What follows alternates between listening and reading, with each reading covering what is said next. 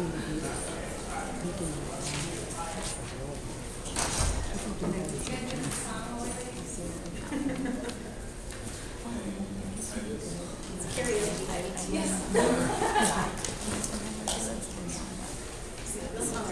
the one. Two unschoolers walk into a bar.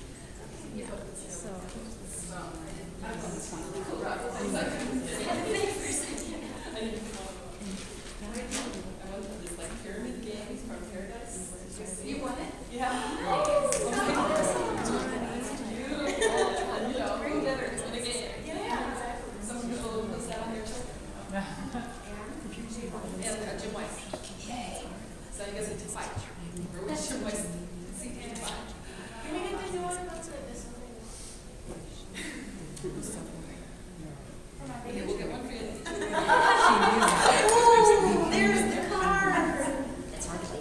We got a lot last year.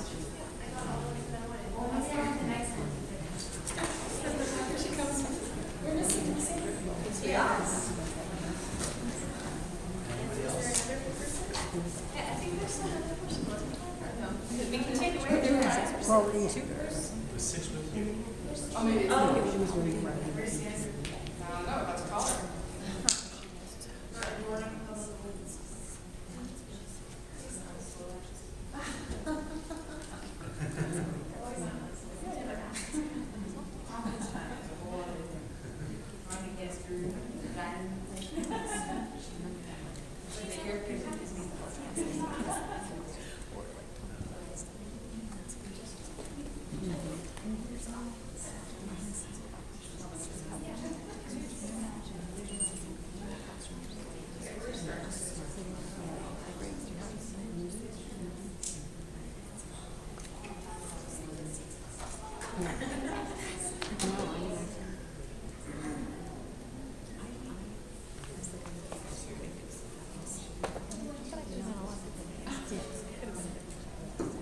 So welcome to the Unschooling Panel, a very long time tradition that we skipped last year inadvertently, right? Did we do it last year? I don't think we did it. We forgot to schedule it. But usually we do it every year, and it's a chance for kind of towards the end of the conference when people have heard a lot about all different kinds of homeschooling, and now they have lots of questions about unschooling and they want to understand it better. This is your chance to ask long time or short time unschooling families, how did things really work? Why did you do this? What kind of like watch us and see what kind of nutcases we really are. You could say like, what were you thinking if you wanted? Or it's your chance to ask questions. The panel discussion is your questions really. So I will start though by having everybody introduce themselves and tell a little bit about their unschooling history and their family, and enough to be interesting enough so that they have questions to ask you. Okay? Start with me. Down here, I'm going to get past the thing. And I'm supposed to sit the whole time? No, you can sit, or you can sit. You can do what you want. Okay. Hi, my name is Lisa Cottrell-Bentley, and I am a radical unschooling mother of 2.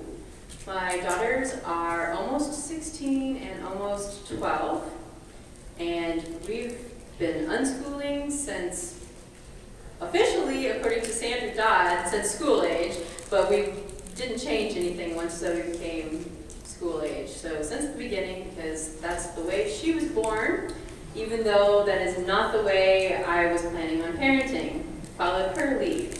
My family has been on the Today Show and talking about radical unschooling, as well as a local station out of Oakland and San Francisco, and as well as in the Tucson, Arizona area.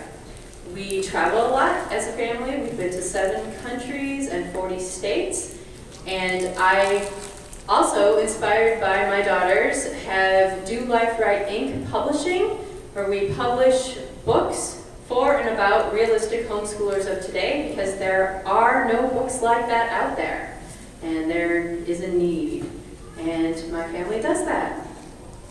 Short bio. Now I have to follow you. My name is Joanna Murphy, and I have 2 children, and 17, almost 18, and a 13-year-old daughter. So 17-year-old son, 13-year-old daughter. And we've been unschooling.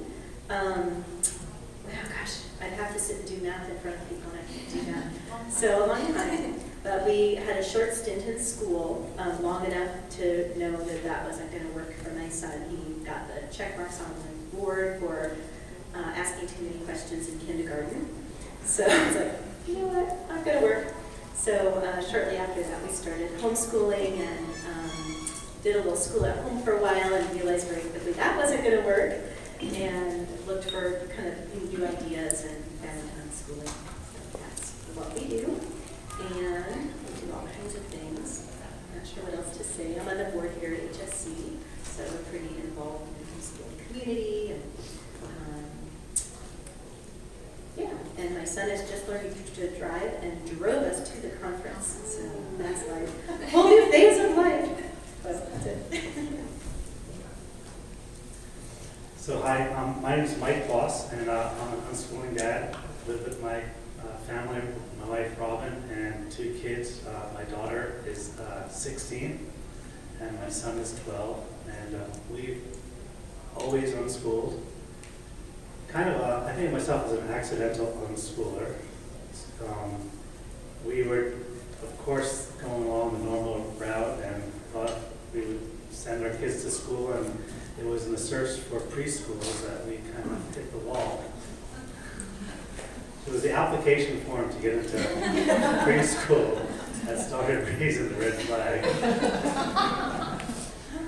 And then my wife found homeschooling, and that sounded pretty good. I mean, we were both highly educated, master's degrees, graduate school kind of folks, and that seemed natural until we actually thought about what that might mean. And we already concluded that we were rejecting the public school system at the very least. But then the idea of actually becoming first on the spot a kindergarten teacher, and then the next year learning to become a first grade teacher, and then on, that was terrifying to me. So thankfully we found unschooling, which just kind of solved everything. There's a short intro. Okay, thanks. My name is Lune. I'm a unschooling dad in the Bay Area. I have a son who is 8 years old, and my wife Willow is here. And so we've been unschooling, radical unschooling the whole time. Since we've been talking about it a lot this weekend, trying to sort of trace back, like when was the original seed planted? Like when did we really become unschoolers? Because it seems like it's always been there. And I guess what comes to me as a bit of an anecdote was I pretty much think I became an unschooler for kids. Actually, when I was just out of college, I started becoming interested in mushrooms and the botany of mushrooms, and was learning from a guy named Paul Stamets, who's a mycologist and a really great thinker in terms of that kind of amazing life form. So one really important thing I learned from him reading his books is that you can't, and I've heard Sandra say this a bunch of times about a tree and a seed, and you can't make them grow. Same thing with mushrooms, you have to create the right conditions for them to grow. It's a very extreme situation where everything has to be absolutely perfect for mushrooms to occur. You can't force them anyway.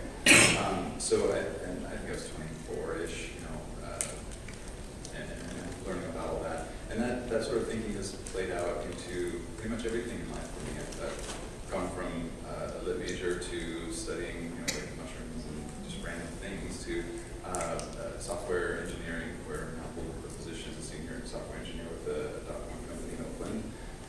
And learning a lot on my own. So in my own life, it's a very applicable pattern of learning, which is where I just find that I'm needing information, and I know how to learn.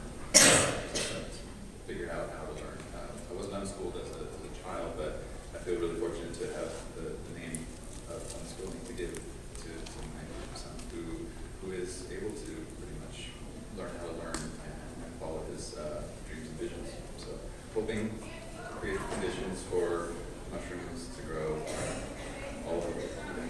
That's all. Laz is 8. I'm Pam Sorooshian, and unschooling mom to 3 grown kids who are all 3 here, Roxana, Roya, and Rose. And we started unschooling when Roya was 9 or 10, 4th grade, Roxana in 1st grade, and Rosie was little in school age. And there are so many different things that came together for us for the reason why it took the leap, did it. One of them was that I had a lot of family background in early childhood education. My mom was really, really instrumental in sort of fighting the push down of older kid curriculum into the younger grades. She was part of the National Association for the Education of Young Children. Listen to all my air here. And so, I had done a ton of reading and going to all the National Association for Education for Young Children conferences where they talked a lot about not pushing early reading and developmentally appropriate curriculum and individualized education, and integrated education, and authentic assessment, and all these like educationally things. So I'd done a lot of that. And then at the same time, Roy was doing great in school, but I just really hated it. I thought it was really boring, and I was always trying to find out, like, what are you going to be doing in school next week? What are they going to be doing next month? And because I would always be trying to do other fun things around the house or go places and stuff that kind of connected with what they were doing just in school to make it a little less dry. And then actually it was Roxana's teacher, and she was in first grade. I had the teacher say, you don't need to be doing this. She learns what she needs to learn in school. So I really didn't like that. And then there were so many little stories of things that were like that. So they all were little, but they all added up. And I kept thinking, why did everything change like suddenly? I kept them out of kindergarten in the first place. And then, so they were already like a year older when they went to school, and everything just wasn't that good. We did our best. We did the best, but they had a great school. They had a school that didn't have any grades, didn't have any textbooks, didn't have any assignments, didn't have any testing, because that was in the years before standardized testing accountability movement had started. So things were good, and they appeared to be thriving, and nobody was more shocked than their teachers when I said they're not coming to school anymore. They couldn't believe it. But the one moment that I really remember was Roy was in fourth grade, and it was the day before the last day before winter break, and they were kind of having a classroom party. So I was there hanging out, and they had a bingo game that was being projected on the wall, and the kids were shouting out things to write, for the teacher to write into the cells, the spaces, for them to play this game. And they were supposed to be shouting out all the things they were really looking forward to doing during their winter break. And the kids were shouting out, go to Disneyland, because that's where we live, and go skiing and go visit my grandmother. And Roy shouted out very excitedly, go to the library. And a whole little group of kids turned around and looked at her and went, you would. Like, really, it was just, my heart sank. I got tears in my eyes. I was like, she just got made fun of for wanting to go to the library. And her teacher's eye, she caught my eye across the top of the room and kind of like, but she was a great teacher. She's a wonderful person, wonderful. And she said, I spend my whole heart and soul trying to, convince the kids that learning is fun and that, everything. And she goes, and that's like, I'm so sorry, And I thought, she's the best you can get. This is the best school you can possibly get, and they can't do it right. So that was it. We were done. Luckily, my kids all got chicken pox. And the whole spring we had out of school, because I kept going over and saying to the health clerk, because they didn't have nurses anymore, so I knew more than the health clerk, right? I kept holding up a shirt and showing them one little pock mark that was really kind of looking bad. I'd say, I don't think they're ready to be in school yet. So we managed to keep them out most of the whole rest of the semester. Roy still wanted to go back towards the end and do the end of school year kind of stuff, so she went back like the last week or two. And that was it, we were done.